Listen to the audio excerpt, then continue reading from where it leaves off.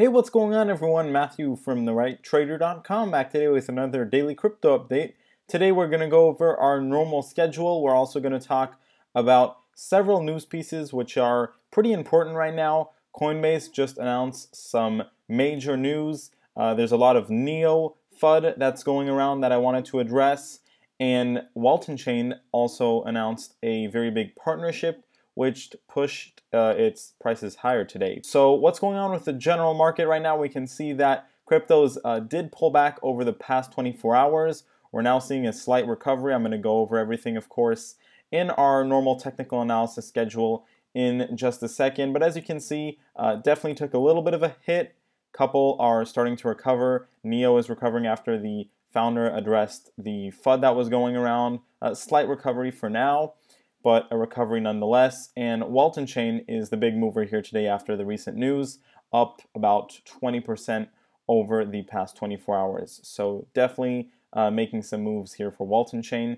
And let's get right into the news. Just before that, a quick shout out to my Twitter and my premium content. You can find a link to both those things in the description of this video. But let's get started with the Coinbase news. So Coinbase announced that it was starting an index fund, and this is big for several reasons that I'm going to get into. I feel like some people are happy about this. Some people, have a lot of hate towards Coinbase right now because of the mistakes they made in the past. But either way, Coinbase is just very important for cryptocurrencies as a whole, no matter what, in my opinion, right? I don't think you can really deny that because of its size, at this point. Here's some information on it, a little blog post. So they're going to give investors exposures to all digital assets listed on Coinbase's exchange and GDAX, weighed by market capitalization. If a new asset is listed on the exchange, it will be automatically added to the fund. And that's something that I wanted to address right there. They obviously, said that they weren't going to be adding new assets for the time being, but the fact that they say this does seem like they're definitely thinking about it. And I think that their main focus right now, as far as adding new digital assets, is to do it right this time around, and to not go through all the drama that they went through with the Bitcoin Cash insider trading accusations. That's what's holding them back as far as adding new funds, new cryptocurrencies. But they are moving forward and are going to implement this Coinbase index fund. You can already sign up for access soon. Just to go over it really quickly, as you can see, it's available to all US accredited investors. That's pretty key there. I'm not sure what the amount is to be considered accredited investors, but it is pretty high. And as you can see, you get exposures to all assets listed on GDAX. There's the sign up form there. And easy to invest. You can invest using USD, BTC, Ethereum, BCH, or LTC, which is pretty cool.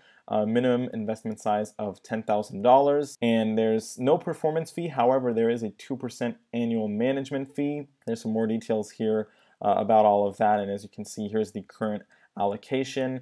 Once again, weighed by market capitalization. That's why there's more towards Bitcoin, Ethereum, Bitcoin Cash, and Litecoin.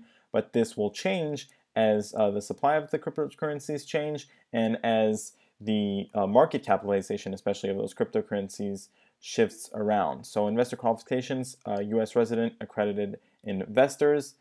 A little bit more information about that. If we go over to the actual index right now, we can see that it's trading at, it's not live yet, but it's currently at $4,970.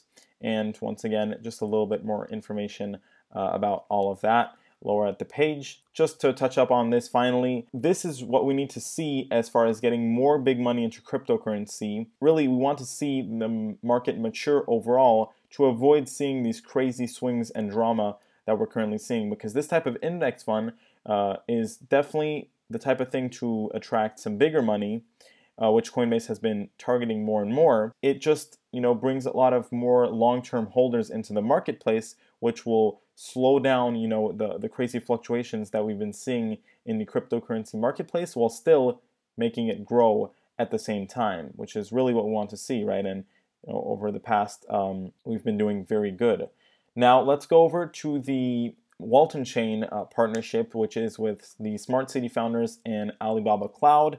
A lot of people know that Alibaba has, a good name in the cryptocurrency space as far as kind of making coins make some big moves, and this obviously pushed the prices of Walton Chain token much higher, like I said, up 20% today. And finally, the NEO FUD. Now, if you're not aware of what's been going on, the FUD started when the Store of Value blog released an article titled "NEO is a multi-billion-dollar disaster," and the blog post accused NEO of having poor performance, much worse than the advertised 1,000 transactions per second. So that's just a brief summary of what's been going on, and that sparked up a lot of FUD and accusations about NEO's platform. Now, the founder of NEO, Da Hongfei, addressed the FUD and false claims. Here's a little TLDR about that. He debunked the DBFT misinformation. Failures of 1 or 2 nodes will not trigger network outage. The recent block delay is caused by a bug in NEO's P2P protocol implementation. The bug was already spotted a couple weeks ago by the NEO team, and it'll be patched in the mainnet probably this week. NEO Council values efficiency over decentralization at this early stage, which is, to be honest, understandable, but decentralization is being deployed over time, right? It's much harder to get things working smoothly when you're fully decentralized, so you have to kind of keep that good balance, at least in the beginning, like they mentioned. And the NEO Council addressed FUDs from those who disagree with NEO's vision and philosophy, but they hope NEO's community will not be disrupted by everything that's going on. With that being said, let's get started with the technical analysis side of things. And starting off with Nano, what we can see is we did have a little dip here below 120,000 Satoshis. We have recovered from those levels now, and we're trading back above 126,000 Satoshis, which is exactly what we want to see, right? Ideally, we do want to remain above 126,000 Satoshis. Definitely want to remain above 120,000 Satoshis in my opinion. Hopefully, we're going to remain above 126K, and we're slowly but surely going to move closer to our downtrend line, our pink downtrend line over here, and get a break above that will be our indication for, the bullish turnaround, hopefully. Let's go over Bitcoin, which had a pretty strong pullback. Exactly what I predicted, right? A move back to our uptrend line, and we're actually experiencing a little bounce right now on top of the uptrend line. So we're really in this channel between our two trend lines over here. We could see the price break out of the uptrend line and start to move horizontally between $10,000 and $12,788. But hopefully, right, the bullish scenario that we want to see is, of course, we remain trending along the uptrend line. Once we break back above, right under $12,000, we're going to be moving back to the resistance level that we really want to break above, which is $12,788. Let's take a look at Ethereum now, see what Ethereum has been up to. And it looks like Ethereum is, hanging right on top of the uptrend line.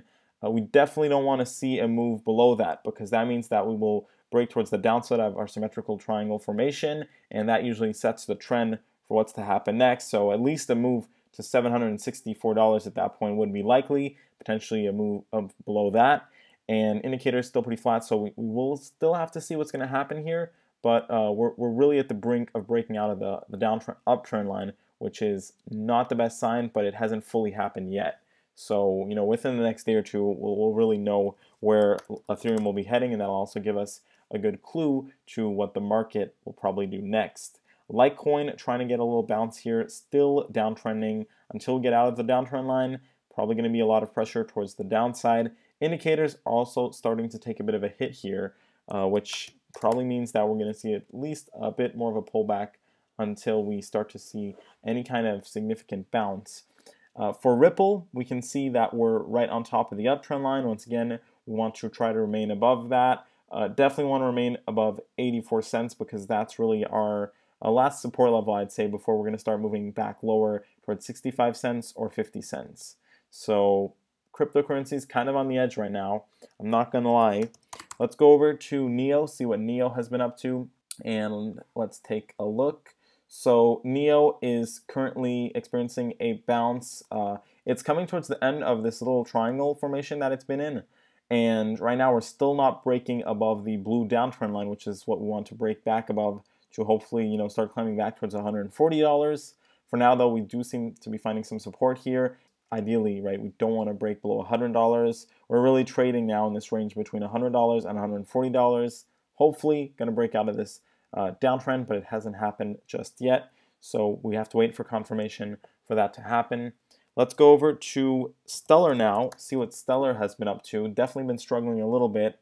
And we actually did make some progress. We've been stabilizing above 3,000 Satoshis. That's probably going to continue a little bit longer. We also could see the price trend along the downtrend line a little bit lower, but the indicators are coming back up pretty nicely, so we could see a crossover, and that will obviously be a very bullish signal. But for now, I'd say with some positive improvements and some signs that we could move lower, probably just going to see some consolidation here between 3,000 Satoshis and 3,500 Satoshis. We definitely don't want to break back below 3,000 Satoshis though, because that will be one of the signs to tell us that we probably will be moving lower. Let's go over to Vertcoin now and see what Vertcoin has been up to. Vertcoin is actually experienced a pretty harsh drop all the way back down to the $3.23 support level. I've been warning that that was a pretty strong possibility here if we broke below the uptrend line, and it happened very quickly.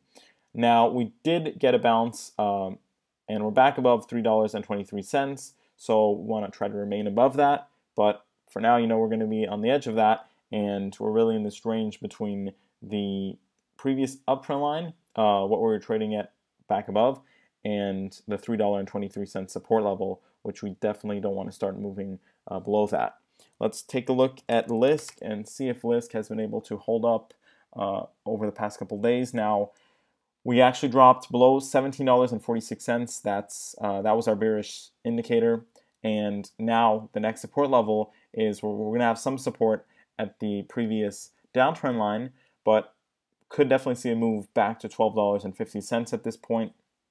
This is really not what we wanted to see. We're now fully out of the uptrend, and we're back in a new little downtrend here. I'll go ahead and draw this in with this blue downtrend line, but pressure is going to be towards the downside.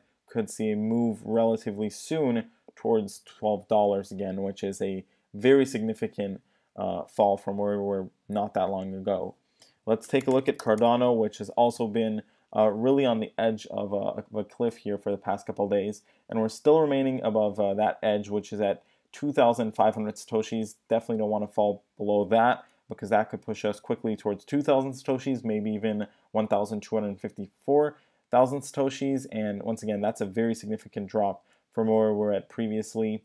Now, indicators trying to get some kind of turnaround, nothing fully happening just yet. Want to see a move above the pink downtrend line to tell us that we're ready to move higher. Ideally, also want to get back above 3,000 Satoshis. And finally, we're going to go over IOTA, see what IOTA has been up to. It looks like IOTA is falling lower here, moving towards $1.47. Indicators taking a little bit of a hit as well. And really, I'd say we're just going to trade in this range here between $1.47 and $1.91. With that being said, everyone, this is the end of the Daily Crypto Update. Thanks for watching and have a great day.